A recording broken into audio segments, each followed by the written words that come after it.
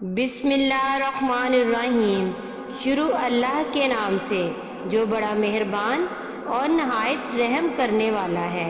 ناظرین، اس ویڈیو میں آپ کو حضرت عیسیٰ علیہ السلام کے بارے میں بتایا جائے گا۔ آپ علیہ السلام اپنی والدہ کے شکم میں بغیر باپ کے کیسے آئے؟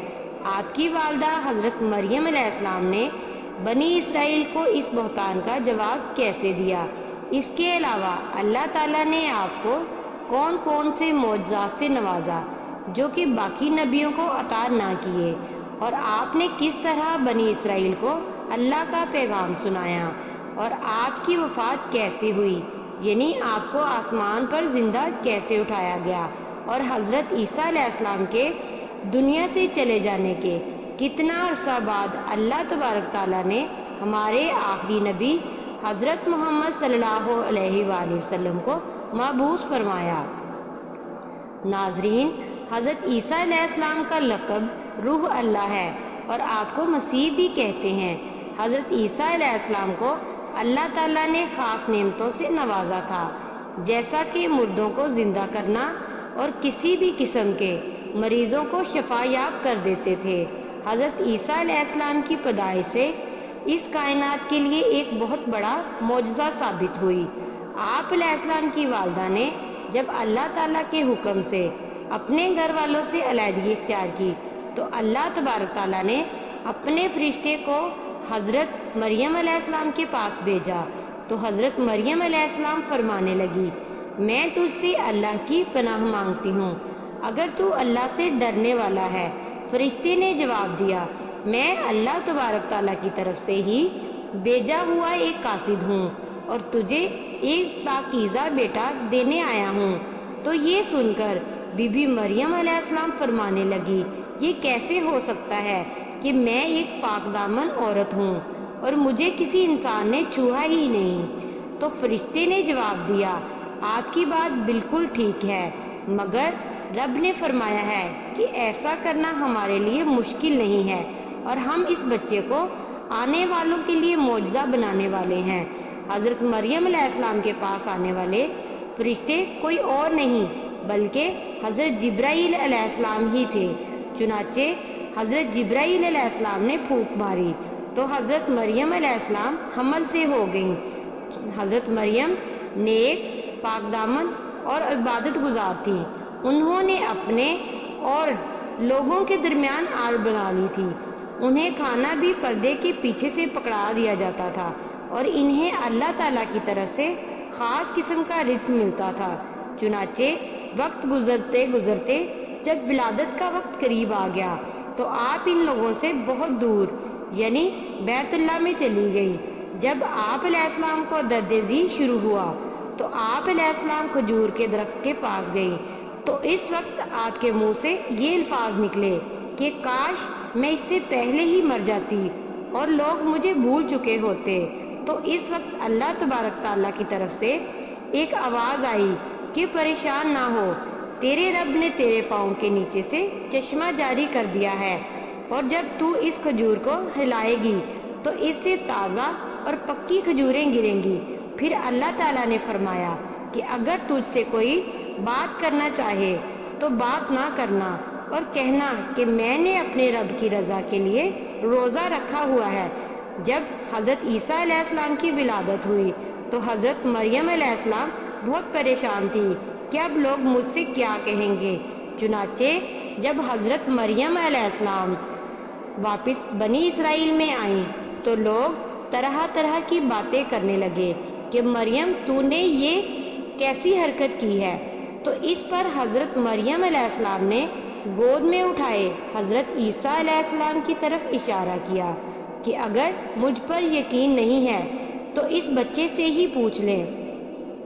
تو سب لوگ یہ کہنے لگے، یہ دودھ پیتا ہوا بچہ ہمیں کیا بتائے گا؟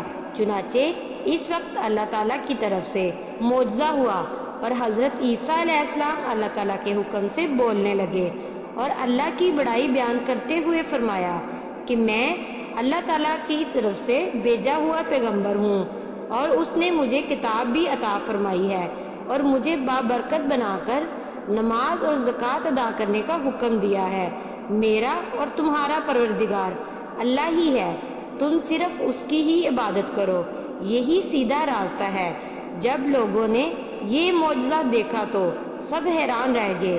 ناظرین، اللہ تعالیٰ کے اس معجزے کے بعد کئی فرقے گمراہ ہوئے اور لوگ کہنے لگے حضرت مریم علیہ السلام اللہ تعالیٰ کی بیوی ہے، نعوذ باللہ، جس کی تردید اللہ تعالیٰ نے سورہ مائدہ میں کی ہے کہ بے شک وہ لوگ کافر ہیں جنہوں نے کہا کہ مسیح ابن مریم ہی اللہ ہے، حالانکہ مسیح ہی ان سے کہا تھا کہ اے لوگو صرف اللہ کی عبادت کرو جو میرا اور تمہارا رب ہے۔ جو بھی اللہ تعالیٰ کے ساتھ کسی کو شریک ٹھہراتا ہے بے شک اس کا ٹھکانہ جہنم ہے، اور اس وقت گناہ گاروں کی مدد کوئی نہیں کرے گا۔ سورہ اخلاص میں اللہ تعالیٰ فرماتے ہیں آپ کہہ دیجئے کہ اللہ ایک ہے، وہ بے نیاز ہے، اور نہ اس سے کوئی پیدا ہوا ہے اور نہ وہ کسی سے پیدا ہوا ہے، اور نہ ہی اس کا کوئی ہمسر ہے۔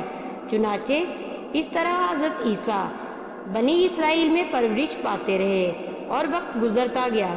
آپ کی پرورش بیت لحم میں ہوئی، جو کہ اللہ تعالیٰ نے حضرت عیسیٰ علیہ السلام اور بی بی مریم علیہ السلام کو دنیا کے لیے نشانی ظاہر کرنا تھا۔ چنانچہ حضرت عیسیٰ علیہ السلام نے بچپن میں ہی کافی علم حاصل کر لیا تھا۔ اللہ تعالیٰ سورہ مومنون میں فرماتے ہیں اور ہم نے عیسیٰ اور ان کی والدہ کو ایک نشانی بنایا اور پھر ان کو صاف اور بلند جگہ پر پناہ دی۔ چنانچہ پھر حضرت مریم علیہ السلام حضرت عیسیٰ علیہ السلام کے ہمراہ بیت لحم سے بیت المقدس کی طرف روانہ ہوئیں۔ چنانچہ حضرت عیسیٰ علیہ السلام وہیں پر بڑے ہوئے۔ جیسے جیسے حضرت عیسیٰ علیہ السلام بڑے ہوتے گئے ویسے ہی ان پر علم و حکمت بھی ظاہر ہوتا گیا۔ حضرت عیسیٰ علیہ السلام کی عمر 30 سال ہوئی۔ اس وقت اللہ تعالیٰ نے آپ کو نبوت عطا فرمائی اور آپ علیہ السلام پر آسمانی کتاب انجیل بھی نازل فرما دی۔ چنانچہ پھر حضرت عیسیٰ علیہ السلام نے پیغمبر کی حیثیت سے لوگوں کو دعوت دینا شروع کی۔ نبوت کے ساتھ ساتھ اللہ تعالیٰ نے حضرت عیسیٰ علیہ السلام کو عظیم معجزہ سے بھی نوازا، یعنی آپ مردوں کو زندہ کر دیتے تھے اور ہر طرح کے مریض کو شفا یاب کر دیتے تھے۔ اللہ تعالیٰ نے ہر نبی کو کسی خاص قوم کی طرف نازل فرمایا۔ چنانچہ اس طرح اللہ تعالیٰ نے حضرت عیسیٰ علیہ السلام کو بنی اسرائیل کی ہدایت و رہنمائی کے لیے مبعوث فرمایا، جبکہ ہمارے آخری نبی حضرت محمد صلی اللہ علیہ وآلہ وسلم کو ساری کائنات کی ہدایت و رہنمائی کے لیے رحمت بنا کر بھیجا گیا۔ چنانچہ حضرت عیسیٰ علیہ السلام اللہ تعالیٰ کے عطا کردہ ان معجزات سے پیدائشی اندھوں کو بینائی عطا کر دیتے، کوڑی کا کوڑ دور ہو جاتا، اور اگر برس والے کے جسم پر آپ علیہ السلام ہاتھ پھیر دیتے تو اس کا جسم ٹھیک ہو جاتا۔ اگر آپ علیہ السلام مٹی کا پرندہ بنا کر اس میں پھونک مارتے تو وہ پرندہ اڑنے لگتا۔ لیکن اللہ تعالیٰ کا عطا کردہ سب سے بڑا معجزہ یہ تھا کہ آپ علیہ السلام مردوں کو زندہ کر دیتے۔ لوگ حضرت عیسیٰ علیہ السلام کی تمام نشانیوں کو دیکھنے کے باوجود کفر و شرک پر ڈٹے رہے، مگر ایک جماعت حضرت عیسیٰ علیہ السلام پر ایمان لے آئی۔ اللہ تعالیٰ سورہ آل عمران میں فرماتے ہیں مگر جب عیسیٰ علیہ السلام نے ان کا کفر محسوس کر لیا تو کہنے لگے اللہ کی راہ میں میری مدد کرنے والا کون ہے؟ تو حواریوں نے جواب دیا کہ ہم اللہ کے راہ کے مددگار ہیں اور ہم اللہ پر ایمان لاتے ہیں، اور آپ گواہ رہیں کہ ہم تابعدار ہیں۔ چنانچہ بنی اسرائیل کی ایک جماعت تو ایمان لے آئی مگر دوسری نے کفر کیا۔ اس کے بعد اللہ تعالیٰ نے دین عیسوی کو یہودیوں پر غالب فرما دیا۔ جب یہ لوگ کفر پر ڈٹے رہے تو اس وقت حواری ہی آپ پر ایمان لائے، جن کی تعداد صرف 12 تھی۔ اس کے بعد اللہ تعالیٰ نے اس گروہ کو مکمل غلبہ عطا فرما دیا۔ پھر یہ حواری حضرت عیسیٰ علیہ السلام سے کہنے لگے کہ کیا اللہ تعالیٰ ہمارے کھانے کے لیے آسمان سے کچھ اتار سکتا ہے؟ تو پھر حضرت عیسیٰ علیہ السلام فرمانے لگے کہ تم لوگ کیسی باتیں کرتے ہو؟ تو وہ لوگ کہنے لگے اگر ایسا ہو جائے تو ہمارا ایمان اور بھی زیادہ مضبوط ہو جائے گا۔ پھر اللہ تعالیٰ نے فرمایا بے شک میں تم لوگوں کو آسمانی کھانے دوں، مگر اس کے بعد بھی جس کسی نے کفر و شرک کیا تو اسے ایسی سزا دی جائے گی جو میں دنیا جہان میں کسی کو نہ دوں۔ آخرکار اللہ تعالیٰ کے حکم سے آسمانی کھانے زمین پر اترنے لگے، چنانچہ انہوں نے اس کھانے کو کھایا اور ایمان پر قائم رہے۔ ان مسلسل معجزات کا لوگوں میں چرچا ہونے لگا۔ اب یہودی عالموں اور بادشاہوں کو یہ فکر ستائے جا رہی تھی کہ لوگ ان کی پیروی کو چھوڑ کر عیسیٰ ابن مریم کے پیروکار ہوتے جا رہے ہیں، چنانچہ ان کی حکومت ڈگمگانے لگی۔ اب یہ لوگ اپنی بادشاہت کے ساتھ دینی طور پر بھی کمزور پڑ رہے تھے۔